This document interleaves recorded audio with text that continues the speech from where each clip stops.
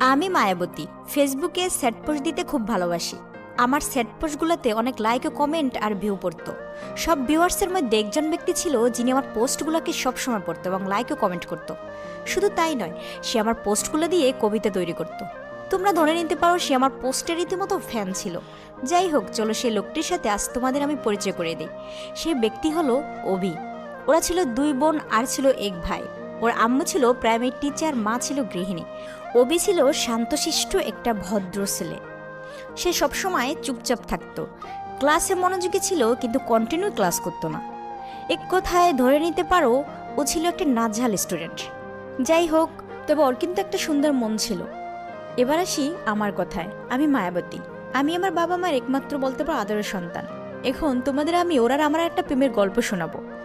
গল্পটা কিন্তু খুবই রোমান্টিক বটে। শুনে হয়তো তোমরা একটু অবাক হবে, তারপরও বলছি শোনো। আমি ফেসবুকে কন্টিনিউ পোস্ট করতাম। পোস্টগুলো ছিল খুবই রোমান্টিক আর স্যাড।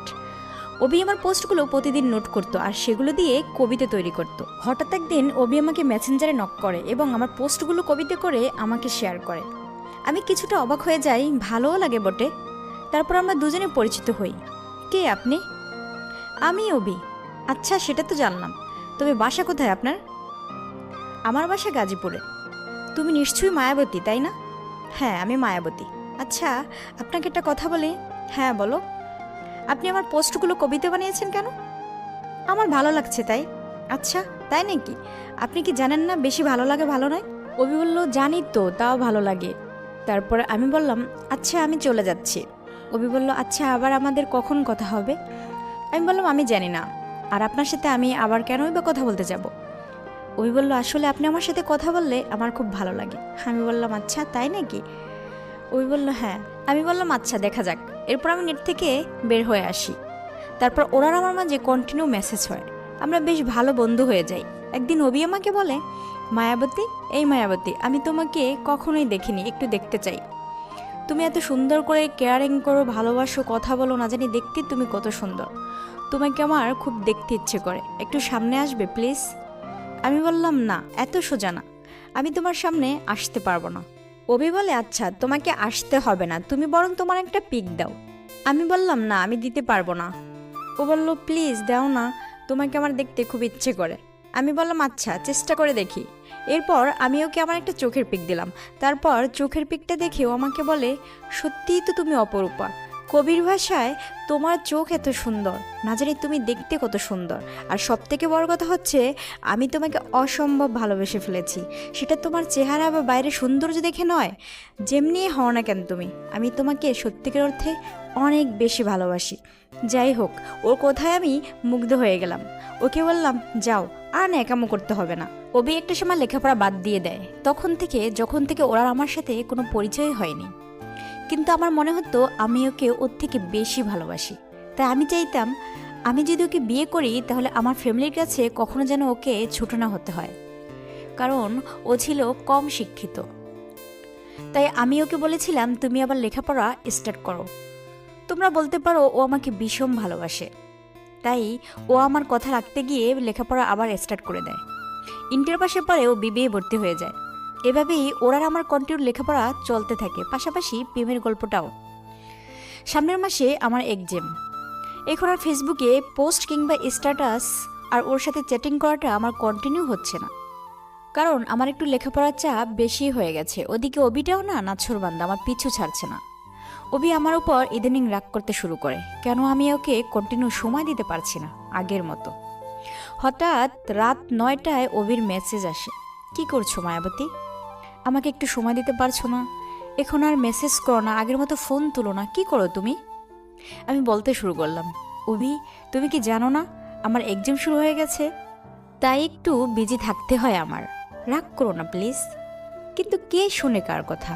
অভি তো আমার সাথে কন্টিনিউ কথা না বললে ওর মাথায় নষ্ট হয়ে যায়। আমি ফোনটা ওপেনই রাখতে পারি না। ও আমাকে নেটে না পেলে ফোনে অলওয়েজ ফোন দিয়ে যায়। এখন আমার ওর ফোনগুলো বিরক্ত লাগতে শুরু করে। আমি আর ফোনটা রিসিভ না করে ফোনটা কেটে বন্ধ করে দেই। কি করব তোমরাই বলো? পরীক্ষার সময় তো একে পরীক্ষার প্যারা, অন্যদিকে ওর প্যারা, আমি আর নিতে পারছি না। যাই হোক, ফোনটা বন্ধ করে দেয়াতে একটু রিল্যাক্সে বই পড়েছিলাম। পরের দিন পরীক্ষা দিতে চলে যাই। পরীক্ষা শেষ করে কলেজের গেটের সামনে দাঁড়িয়েই ফোনটা ওপেন করেছিলাম। ফোনটা ওপেন করতে না করতে দেখি ওর অনেকগুলা ফোন আসতে শুরু করলো। ফোনটা আমি রিসিভ করলাম। ওই সেট থেকে বলতে শুরু করে, মায়াবতী, আমি তোমাকে কতবার ফোন দিয়েছি আর তুমি আমার জন্য ফোনটা বন্ধ করে রেখে দিয়েছো। আজ আমি তোমার সাথে দেখা করবই। আমি তোমার কলেজের সামনে দাঁড়িয়ে আছি। এই কথা শুনে আমি হতভম্ব হয়ে যাই। কিন্তু আমার একটু উদ্দেশ্য ছিল যে বিয়ের আগে আমি ওর সাথে দেখা করব না।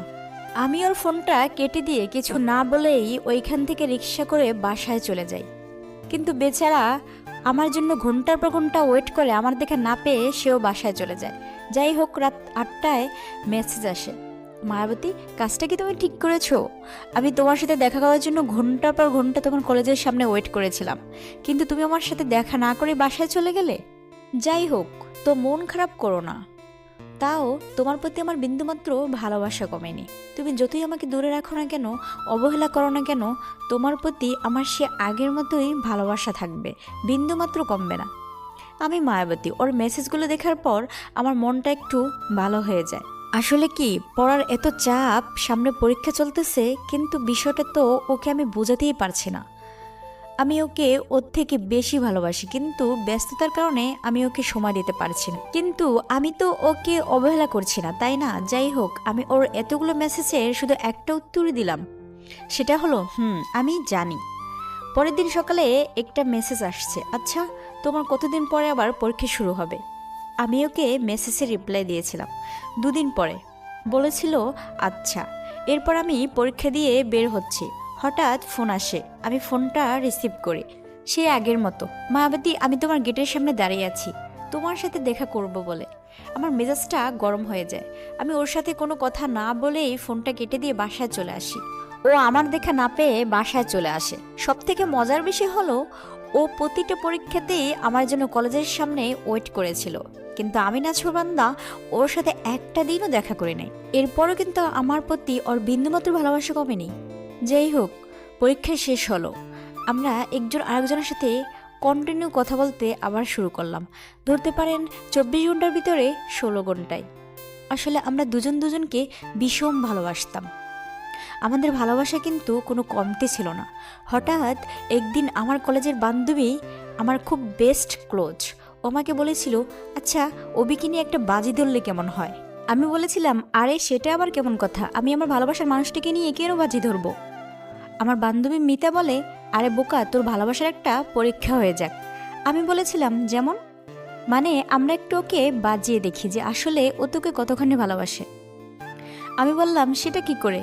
মিতা বলল, আজকে অভি যখন তোকে ফোন দিবে, তুই তখন বলবি যে এতদিন তুই যা করেছিস তা ওর সাথে শুধু টাইম পাসই করেছিস, তুই ওকে কখনোই ভালোবাসিসনি। আমি বললাম, না, এটা আসলে সম্ভব না, তাহলে অনেক কষ্ট পাবে আর ও আমাকে প্রতারক ভাববে। মিথ্যা বলে একবার ট্রাই করে দেখ না, তাহলে বুঝবি ও তোকে কতটা ভালোবাসে। আমি বললাম, তাহলে একটু ট্রাই করা যায়। আজ রাত 9টায় অভির মেসেঞ্জারে অনেকগুলো ফোন আসে। আমি খাবারটা শেষ করি, ফোনটা রিসিভ করি। অভির ফোনটা রিসিভ করতেই অভি বলে উঠে, হ্যালো মায়াবতী, কি করছো তুমি? কেমন আছো? তুমি আমাকে ফোন দিলে না কেন? তুমি কি জানো না সারাক্ষণ তোমার একটা ফোনের অপেক্ষায় আমি থাকি? তোমার একটু কণ্ঠের স্বর শোনার জন্য আমি 24 ঘন্টা ব্যাকুল হয়ে থাকি। যাই হোক, তুমি কি করছো এখন? আমি কিছুক্ষণ ধরে চুপ থাকলাম। তারপর একটু রাগী মেজাজ দেখিয়ে বলতে শুরু করলাম, আচ্ছা তুমি সারাক্ষণ আমাকে ফোন দাও কেন? সারাক্ষণ এত ডিস্টার্ব করো কেন? আর আমাকে কি তোমার রোবট মনে হয় যে সারাক্ষণ তোমার ফোন রিসিভ করার জন্য আমি ফোনের পাশে বসে থাকবো? তোমার এত টর্চার না আমার একদমই নিতে ভালো লাগে না। তুমি আর কখনো আমাকে ফোন দেবে না, আর তোমার এত ফোন ধরতে আমার ভালো লাগে না। অভি বলে উঠে, কি বলো মায়াবতী, কি হয়েছে তোমার? আজকে কি আবল তাবল বলতেছো আমাকে? আর আমি তোমাকে ডিস্টার্ব করি? এগুলো তুমি আমাকে বলতে পারলে? আমি তো তোমাকে অসম্ভব ভালোবাসি, তাই তোমাকে এত ফোন দেই, তোমার কাছে সেটা ডিস্টার্ব মনে হয়? আচ্ছা বলো তো, কি হয়েছে তোমার মায়াবতী? তুমি কি আমার উপর রেগে আছো তাই এগুলো বলতেছো? আমি বললাম, না, তুমি কি আমার কথা বুঝতে পারলে না?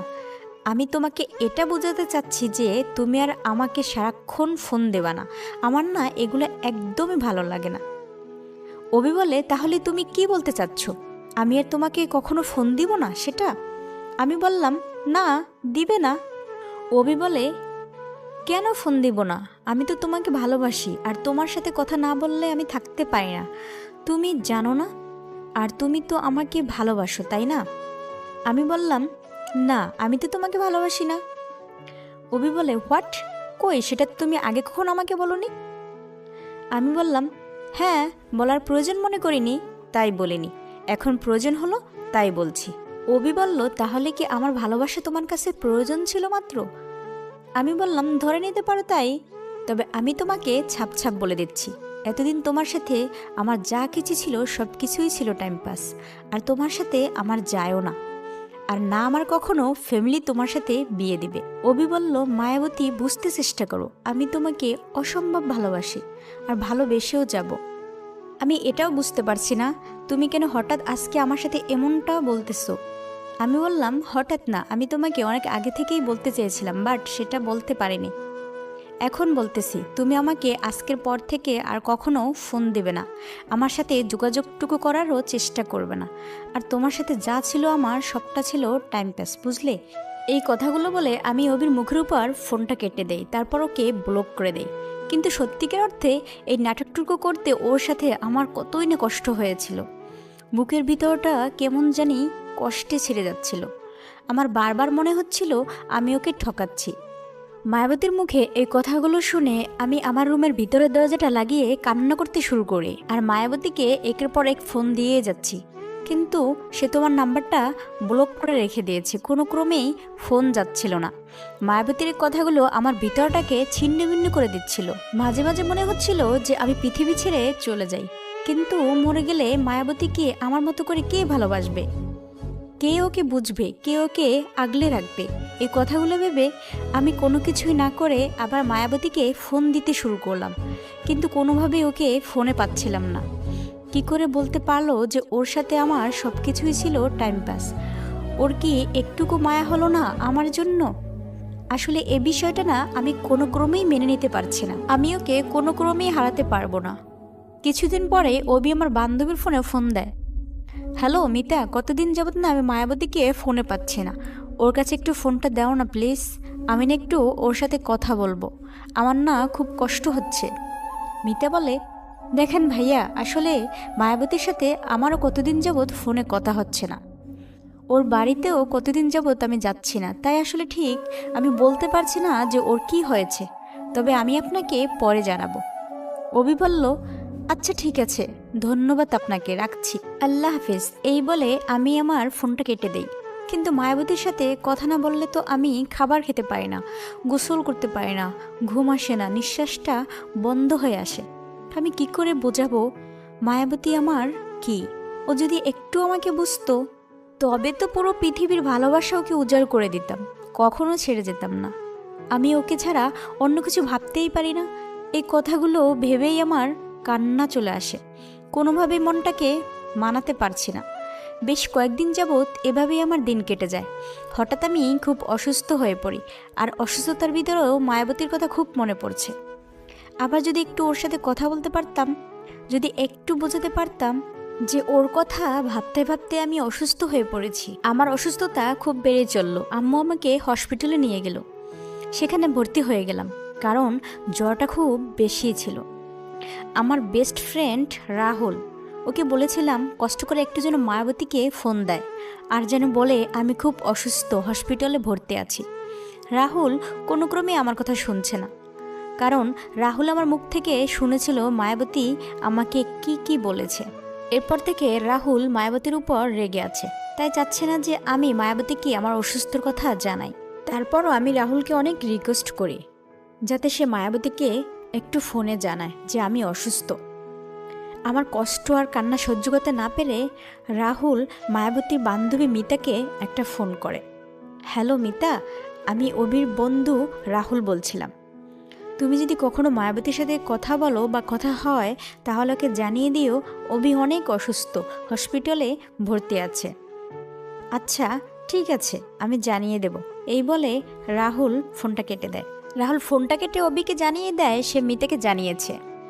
এরপর অভি জ্বরে কাপা কাপা গলায় বলতে থাকে রাহুলকে, দোষ, মায়াবতীকে আমাকে দেখতে আসবে, ওকে না আমার খুব দেখতে ইচ্ছে করে, বল না আসবে কি? রাহুল বলল, তুই তুই একদমই ওর কথা আমাকে বলবি না, আমি না ওকে একদমই সহ্য করতে পারি না, আর তুই ওকে ভুলে যা, বলে রাহুল হসপিটাল থেকে বেরিয়ে যায়। অন্যদিকে হুটহাট করে মিতা আমাকে ফোন দিয়ে বসে। হ্যালো মায়াবতী, আমি মিতা বলছি। হ্যাঁ বল, কি হয়েছে? তুই কি কিছু শুনেছিস? না তো, কি শুনবো? আরে শোন না, অভি তো তোর টেনশনে অসুস্থ হয়ে পড়েছে, ওর অনেক জ্বর আর ও হসপিটালে ভর্তি আছে। ওর ফ্রেন্ড রাহুল কিছুক্ষণ আগে আমাকে জানালো। এটা শোনার পরে নিজেকে ধরে রাখতে পারলাম না, অজান্তেই চোখের কোণে পানি চলে আসলো। কান্না করতে শুরু করলাম। আমি কি করলাম এটা? এতটা কষ্ট দিয়ে ফেললাম ওকে। ওর কাছে আমি কি করে মুখ দেখাবো? যেভাবেই হোক আমি ওকে দেখতে যাবই। এরপর বুদ্ধি করে আমি মিতাকে বললাম, আচ্ছা তুই রাহুলকে বলে দে যে তুই অবিকে দেখতে যাচ্ছিস।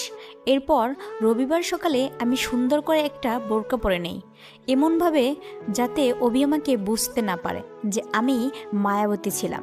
তারপর আমি ওর হসপিটালে চলে যাই। গিয়ে দেখি অবি অনেক অসুস্থ আর চোখটা বুঝে শুধু মায়াবতী মায়াবতী করতেছে। আমি অবির পাশে গিয়ে বসে এবং ওর চোখের দিকে অবিরাম দৃষ্টিতে তাকিয়েছিলাম। শুধু বলতে পারিনি, অবি আমি তোমার সেই মায়াবতী। অবি আমার দিকে অপলক দৃষ্টিতে অনেকক্ষণ যাবৎ তাকিয়েছিল, কিন্তু ও বলতে পারেনি আমি ওর সেই মায়াবতীটা যাকে ও এতটা ভালোবাসে। যাই হোক, অবি জানতো আমি মায়াবতীর বান্ধবী। অবির দিকে অপলক দৃষ্টিতে তাকানোর পরে মনে হলো আমার চোখ থেকে পানি ঝরতেছিল। আমি অবিকে কিছু বুঝতে না দিয়ে হসপিটাল থেকে বাসায় চলে আসি। তারপর অবি তার বন্ধু রাহুলকে ডেকে বলে, রাহুল, কেন জানি আমার মনে হলো ওটাই আমার মায়াবতী ছিল, ওর বান্ধবী ছিল না, কারণ ওর চোখে আমার ভালোবাসা দেখতে পেয়েছিলাম। সত্যি করে বলতো, ওটাই আমার মায়াবতী ছিল না? রাহুল বলে, সত্যি তুই পাগল হয়ে গেছিস মায়াবতীর টানে। এখন আর কথা না বাড়িয়ে রেস্ট নে, আমি চললাম, পরে তোর সাথে এসে দেখা করে যাব। এই বলে রাহুল হসপিটাল থেকে চলে আসে। অন্যদিকে আমি একটু মনমরা হয়ে যাচ্ছি। অভির সাথে কথা বলতে না পেরে মনে হচ্ছে সারাটাক্ষণ আমার অস্থির অস্থির লাগছে। যাই হোক, ওর সাথে অনেক দুষ্টামি করেছি, মজা করেছি, আর না, অবিকে আমি অনেক কষ্ট দিয়েছি, আর দেয়া যাবে না। এই ভেবে আমি ওকে একটা ফোন দিয়েই ফেললাম। হ্যালো, কে? অবি, শুনলাম তুমি নাকি অনেক অসুস্থ হয়ে পড়েছো এবং হসপিটালে ভর্তি আছো। কেমন আছো তুমি? অবি আমার ফোনটা পেয়ে খুবই খুশি। সে আনন্দ নিয়ে বলতে শুরু করে, মায়াবতী তুমি আমাকে ফোন দিয়েছো, আমি যে কত খুশি হয়েছি তোমাকে তা বোঝাতে পারবো না। তুমি কি জানো তোমার একটা ফোনের আশায় আমি কতটা অপেক্ষা করেছি প্রতিদিন? কেমন আছো তুমি মায়াবতী? তুমি কি জানো আমি কত অসুস্থ শুধু তোমার সাথে একটু কথা বলতে না পেরে? তুমি আমার সাথে যা করেছো আমি সব কিছু ভুলে গেছি, কিচ্ছু মনে রাখিনি। শুধু তুমি এটা বলে দাও যে তুমি আমাকে আগের মতো ভালোবাসো, মন থেকে ভালোবাসো, ব্যাস আমি সব কিছু ভুলে যাব, সব কিছু ভুলে আবার তোমার কাছেই ফিরবো। অভির মুখে কথাগুলো শুনে আমি অনেকটা হতভম্ব হয়ে যাই। আমি কিছুক্ষণ চুপ করে রই আর ভাবি যে মানুষটাকে আমি এতটা অপমান করলাম, এতটা কষ্ট দিলাম, তারপরও সে এতটুকু আমার প্রতি অভিমান করলো না। সত্যি সে আমাকে এতটা ভালোবাসে আর আমি ওকে পরীক্ষা করার জন্য এতটা কষ্ট দিয়েছি? না, কাজটা আমি ভালো করিনি। অবিকে কিছু বুঝতে না দিয়ে আমি অবিকে বললাম, আচ্ছা ঠিক আছে, আমি তোমাকে পরে ফোন দেবো, এখন আমি রাখি। এই বলে ফোনটা কেটে দেই। ফোনটা কাটতে কাটতে আমার কান্না চলে আসে। আমার নিজের প্রতি প্রচণ্ড রাগ হয়, অভিমান হয় এবং আমি কাঁদতে শুরু করি। এরপর আমরা দুজন আবার এক হয়ে যাই, দুজন দুজনের প্রতি সে আগের ভালোবাসা প্রকাশ করতে থাকি। ধরে নিতে পারো আমরা দুজন দুজনার একই সূত্রে গাঁথা। আমাদের ভালোবাসাটা আবার কন্টিনিউ চলতে থাকে। আমরা দুজন বেশ হ্যাপি মুডেই ছিলাম। হঠাৎ আমার ফ্যামিলি আমার জন্য বিয়ে ঠিক করে। আমার মনে হয়েছিল সেদিনের মিথ্যাটাই বুঝি এখন সত্যিতে পরিণত হতে যাচ্ছে। বাবা আমাকে ডেকে বলে, মায়াবতী তোমার জন্য একটা ভালো ছেলে দেখেছি, ছেলে বাহিরে আমেরিকায় থাকে, তোমাকে অনেক ভালো রাখবে। আমি ভেবেছি তোমাকে ওর সাথেই বিয়ে দেব, আর ও তোমাকে দেখেছে, অনেক পছন্দও করেছে। ও সামনের মাসে দেশে আসতেছে, তুমি বিয়ের জন্য প্রিপারেশন নাও। এই কথাগুলো আব্বুর মুখে শোনার পরে আমি আর স্থির ছিলাম না। আমি অবিকে ফোন করে বলি, অবি তোমার সাথে আমার ইমিডিয়েটলি কথা আছে, তুমি কি ফিরে আছো? অবি বলে, হ্যাঁ আমি ফিরে আছি, তুমি বলো। আমি বললাম, অবি বিশ্বাস করো আমার ফ্যামিলির থেকে আমার জন্য বিয়ে ঠিক করেছে, আমি এখন কি করব? অবি বলে, তুমি কোনো চিন্তা করো না, আমি তোমার বিয়ে ঠিক হওয়ার 1 ঘন্টা পূর্বেই আমি তোমাকে উঠে নিয়ে চলে আসবো, তারপর আমরা দুজন বিয়ে করে নেব। আমি বললাম, আচ্ছা এখন কি ঠাট্টা করার সময়? আমি তোমাকে সিরিয়াস কথা বলছি, সত্যি বাবা মার বিয়ে ঠিক করেছে, তুমি যা নেয়ার ডিসিশন এখনই নিয়ে নাও। আমি কিন্তু তোমাকে ছাড়া অন্য কাউকে বিয়ে করতে পারবো না, ব্যাস অবি বলে, ধুর পাগলি, আমি কি তোমার সাথে মজা করছি? আমি সিরিয়াস বলছি, আমি তোমাকে উঠিয়ে নিয়ে চলে আসবো, দেখে নিও তুমি। এই বলে আমরা কথা শেষ করি। সামনের সপ্তাহে বিয়ে। অবি কোনো প্রিপারেশনও নেয়নি, কিন্তু আমার তো অনেক টেনশন হয়। আমি তবে ওকে ছাড়া কি করে অন্য কাউকে বিয়ে করব? এগুলো ভাবতে ভাবতেই আমার একটা সপ্তাহ চলে যায়। আজ শুক্রবার, আমার বিয়ের সব অ্যারেঞ্জমেন্ট করা হয়েছে। বধূ সেজে বসে আছি, কিন্তু অবিকে দেখছি না। সবাই চলে এসেছে, কি করছে ও? আমার ফোনটাও তুলছে না। কি যে হয়েছে ওর? অবি হঠাৎ একরাশ ফুল নিয়ে আমার বাড়িতে হাজির। আমার সামনে এসে অবি ফুল দিয়ে আমাকে অভিনন্দন জানালো। কিছুই বুঝতে পারছি না কি হয়েছে ওর, আর কি হচ্ছে এগুলো আমার সাথে। অবির তো আজকের আমাকে নিয়ে পালিয়ে যাওয়ার কথা, তাহলে এই ভরা মজলিসে ও ফুল নিয়ে কেন আমার সামনে দাঁড়িয়ে আছে? মাথাটা নষ্ট নাকি? হঠাৎ আমি ওর হাতটা ধরে একটু আড়ালে নিয়ে গিয়ে বলি, অবি, তুমি কি ঠিক আছো? তোমার না আজকে আমাকে নিয়ে পালিয়ে যাওয়ার কথা, আর তুমি আমাকে ফুল দিয়ে শুভেচ্ছা জানাচ্ছ? এই, তুমি কি পাগল হয়ে গেছো? তুমি কি কিছু বুঝতেছো না তুমি কি করতেছো? অবির চোখে টলমল করছে পানি। তারপর অবি বলে, মায়াবতী, আমি তোমাকে অসম্ভব ভালোবাসি, এটা সত্য। আর ভালোবাসি বলেই আমি তোমাকে বলছি, তুমি তোমার ফ্যামিলি, অর্থাৎ তোমার বাবা যেখানে তোমার সাথে যে ছেলের বিয়ে ঠিক করেছে, তুমি ওকেই বিয়ে করো। তাহলে তুমি সুখী হতে পারবে, তুমি ওইখানে ভালো থাকবে। আর মা বাবা কখনো সন্তানের খারাপ চায় না। ওর এই কথাগুলো শোনার পরে আমি অবাক হয়ে ওর দিকে অপলক দৃষ্টিতে তাকিয়েছিলাম আর কান্না করতেছিলাম। বলতে শুরু করলাম, অবি, তুমি মনে হয় পাগল হয়ে গেছো। তুমি ঠিক নেই, তাই তুমি এগুলো বলতেছো। আমি তো বধূ সেজেছি শুধু তোমারই জন্য, ওই ছেলের জন্য নয়।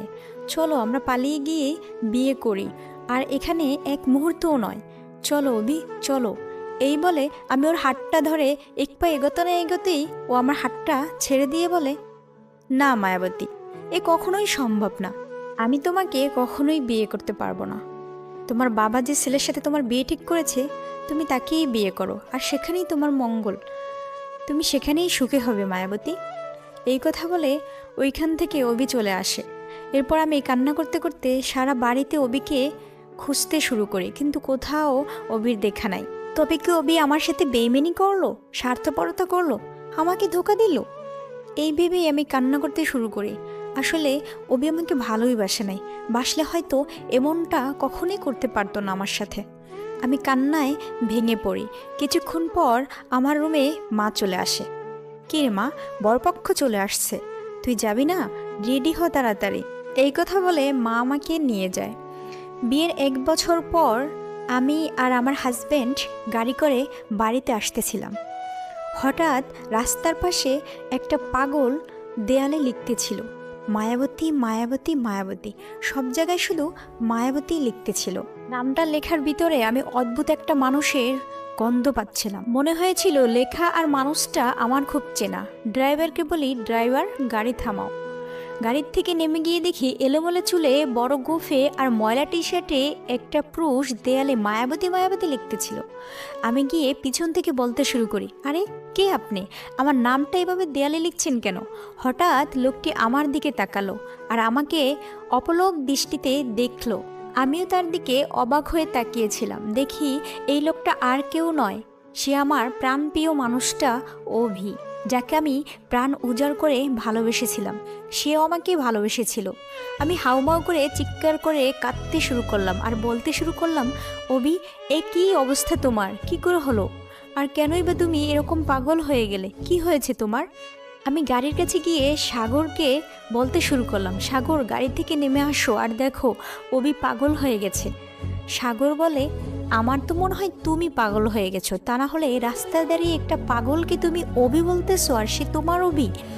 আমি বললাম, না, বিশ্বাস করো, ও আমার সেই অভি যাকে আমি মন প্রাণ উজাড় করে ভালোবেসেছি, যার সাথে আমার বিয়ে হওয়ার কথা ছিল, কিন্তু আমার বাবা জোর করে তোমার সাথে বিয়ে দিয়ে দেয়।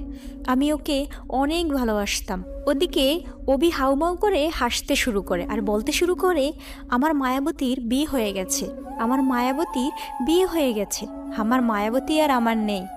অন্যদিকে হঠাৎ ওর মামা এসে হাজির। আমি ওর মামার কাছে দৌড়ে গেলাম, মামা, অভির কি হয়েছে? ও এমন করছে কেন?